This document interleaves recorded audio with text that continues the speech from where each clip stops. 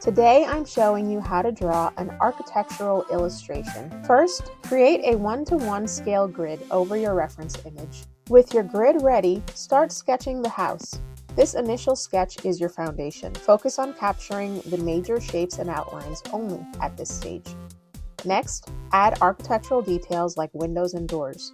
Remember to add foliage and landscaping to ground your illustration into its environment so it doesn't look like it's floating in the air. Next, refine your sketch, erasing grid lines and sketch lines so you're left with a clean foundation for the next step. Using carbon paper and a scribing tool, transfer your sketch to the watercolor paper. Tape the edges of your watercolor paper down to your work surface using masking tape. Then you're ready to add color.